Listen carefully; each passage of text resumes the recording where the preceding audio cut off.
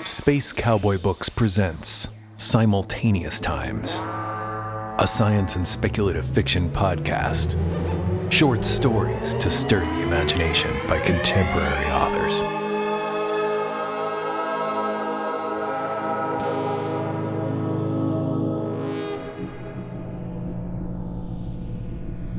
Manhunt by Gideon Marcus, with music by Fog Machine, read by Jean-Paul Garnier and Zara.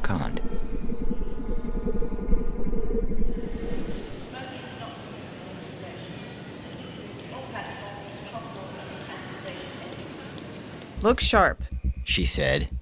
It could be any of them. That's all it took, and the sea of anonymous faces, that rush of foot traffic through the station, became a menacing horde. The guy in the business suit, tie over long to hide a paunch, the hipster with full sleeves and slicked back hair, even the old fellow doddering down the way, fringes of hair around a pink pate. One of them was a man from Mars. I glanced over at my boss. For the umpteenth time, I sighed internally. The beige agency suits that worked for Simone's complexions made me look pallid, sickly. If I'd made it into the Secret Service, I could have worn black, which would have been an improvement. What exactly are we looking for? I asked. A teenager in a hoodie stepped past me to throw his gum away in a nearby wastebasket, and I had to resist flinching away. Some tough customer I was. Anything unusual. Agent Martin says they give themselves away pretty easy if you watch closely. How many people have they killed so far? My eyes lit on a derelict plodding his way upstream through the hall, gray beard greasy and matted. The fingers on my right hand twitched. 3 for sure, but it's not the deaths we need to stop. It's the spying. Yeah, it'll sure be easy finding a shapeshifter who can look like any man. Don't be sloppy, Carson. It could be a woman, maybe even a kid. Her words were low, clipped. Great. Now everyone was a suspect. Anyway, it's not as hard as you think. She went on, less harshly. They're stuck in their forms for days on end, and it takes time to transform. Just look sharp. Sweat dripped down my neck under the collar of my uniform, despite the chilly air conditioning.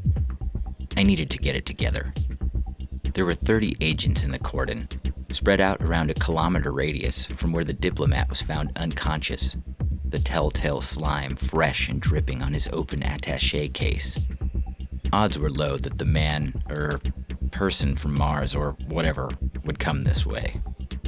And if they did, well, my hand twitched again towards the stunner at my hip. 2 o'clock, rookie. My eyes flicked ahead and to the right. Oh man, if ever there was a suspect. He had curly hair and a mohawk, wearing trainers about 2 sizes too small for his spindly build. The guy was squinting, as if the lights were too bright, and he staggered like he was in a daze. Or the gravity was too heavy for him. I looked over at my boss, and she nodded. On that signal, we waded into the crowd. They parted for us. The agency had a reputation, and we quickly flanked the suspect. Startled, he tried to back away, but Simone grabbed one of his bony arms, with gloves of course, before he could bolt. "Hey, man," he yelped. "What's going on?"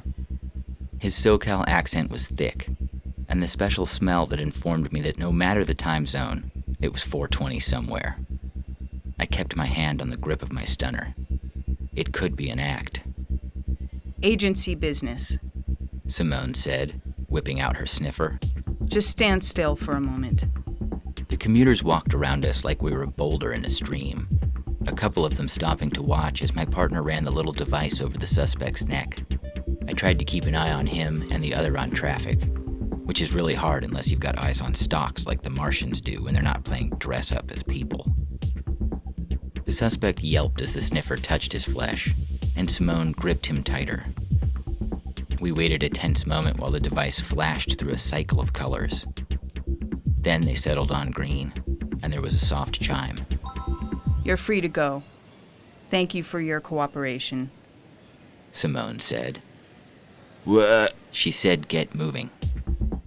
The guy shoved his hands into his pockets and staggered away, muttering something about bacon. I opened my mouth to say something when the call came through our earbuds. "Found anything?" Our supervisor. Prado's accent was unmistakable.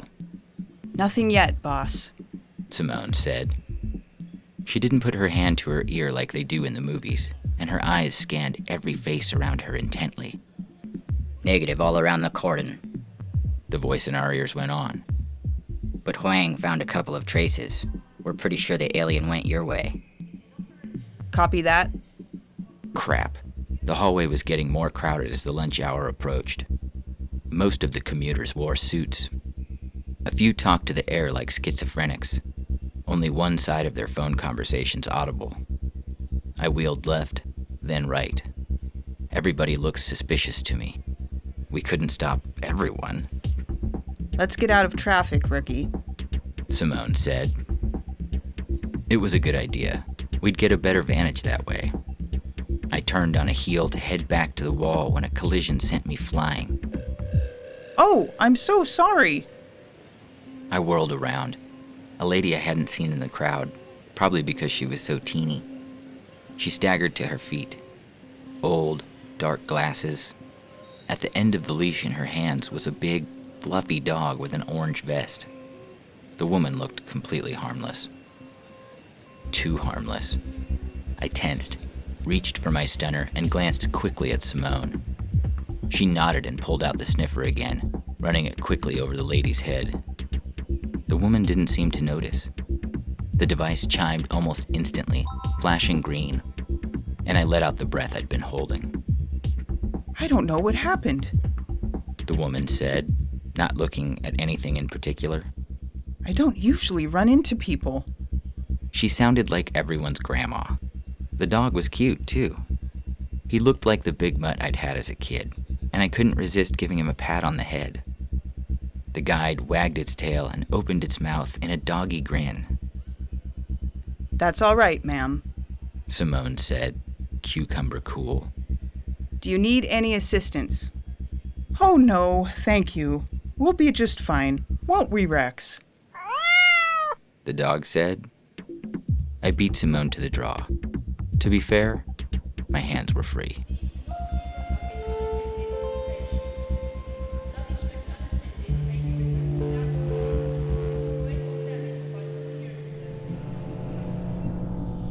The Thrift Shop at the End of the World by Ben Coppin, with music by Red Blue Black Silver, read by Jean-Paul Garnier and Zara.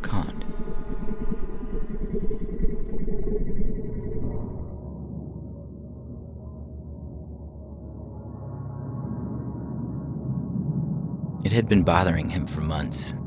A stop sign rendered meaningless by a world whose end was inevitable and close as it was surprisingly calm. No violence, fire, or plague, just an orderly winding down. The Earth's sun setting. Less a stop, more a permanent ellipsis, like a sentence whose author was distracted and never came back to it. But a stop sign where no stop sign was needed? The greatest anachronism in a city full of anachronisms. It bothered him. When he first arrived in the city, he recognized the stop sign as a kindred spirit, alone, with no value to add, no purpose to serve. But later he caught himself talking to it and had to stop himself giving it a name. What next? Falling in love with a park bench? So he cut it down with the help of another anachronism, a circular saw. Which brought to mind his secondary complaint about the sign. Weren't stop signs supposed to be octagonal? Why was this one circular? Which bureaucrat had decided that a circular sign would be better? Perhaps it was less costly, less of a drain on an already overburdened city. But no matter. The saw made short work of the sign's metal stake, and the offending circle fell to the ground with a satisfying clang. But he couldn't just leave it there on the side of the road. And so the sign became his traveling companion. He walking, it dragging behind him. And just as he was ready to collapse, to give up on finding a home for it, he noticed the shop, its illuminated windows suggesting life, openness. His first reaction was irritation at another anachronistic folly. But then he saw her, tidying the window display. She was trying to balance a fluffy scarf on the round shoulders of a mannequin, without success. And there, in that shop window, he saw the answers to two problems. She watched him drag the sign to the door of her shop, but didn't move until he knocked on the glass. He attempted a friendly smile and hoped lack of practice didn't render it too close to the leer of a psychopath. She held the door open for him. Would you like to come in? He looked at her for a minute. It's okay. She smiled. I'm friendly. And anyway, it's the end of the world. What's the worst that can happen? He carried on looking at her, unsure what to do. If you come in, I'll make you some tea, if you like. I didn't... You didn't think there were any women left. Her acuity surprised him, and all he could do in response was to mumble. Women and children first, they said. She nodded. Yes, they did say that. But it wasn't an order, not legally binding. We still had a choice. So I stayed. Say something. But no words would come. Not from his mouth, at least. Not yet. But please. She said, rescuing him from his self-inflicted paralysis. Come in, and bring your sign with you, if you want. Which reminded him of his purpose. A purpose other than simply meeting someone, making a connection, ending the loneliness, getting this damn sign off the street. The tea was tepid, and of course there was no milk. No one left to milk the cows. But he drank it anyway. It seemed to make her happy, and it didn't taste bad. Where have you been staying? She asked him. I haven't seen you before. I keep to myself. He said. Mostly. She nodded and sipped her tea. The conversation did not flow. What about that stop sign? What's that about? Oh, right. I wondered if you might buy it from me. She smiled. I'm not really in the buying business. We're a thrift shop for charity. People donate things they don't want anymore, and then other people buy them. Sorry. It's okay, he said. I don't need the money anyway. You can have him if you're interested. Him? It? I thought you said him. She said. It's the silence, he told her. Does strange things to the ears. You must have misheard me. She laughed at that, and he felt something he had not felt for years. A tingling feeling in his neck and shoulders that meant he'd touched another person, made a connection. In that case, she said, still smiling, I'll be happy to take it. Maybe someone will pass by tomorrow who has been looking for a sign and has almost given up hope of finding one. His cheek twitched. Was she stupid? There were no people around here, not for miles. Just him and her. But he said nothing. I need to lock up now, she told him a little later. Come and visit me again sometime? You're pretty, he said.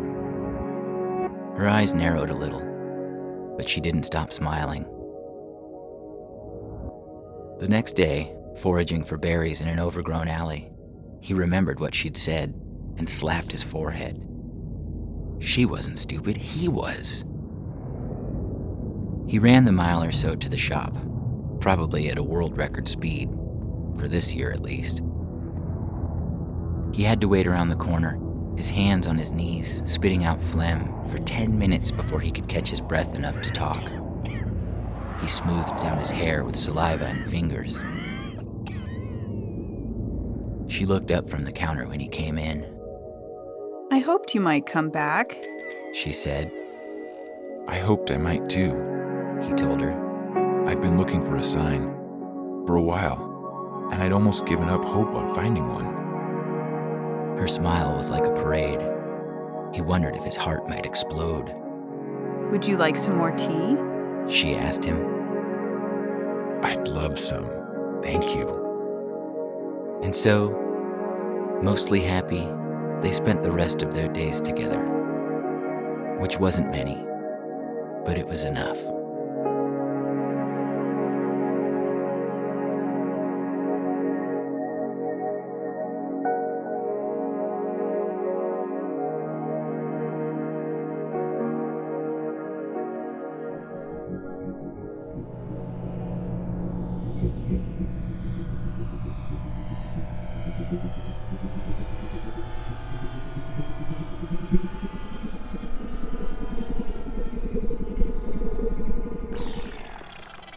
In this episode of Simultaneous Times, you heard Manhunt by Gideon Marcus, with music by Fog Machine, and The Thrift Shop at the End of the World by Ben Coppin, with music by Red Blue Black Silver.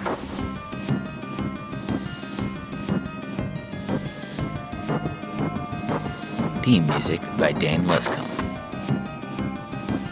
Be sure to check out our online store at bookshop.org/shop/Space Cowboy Books.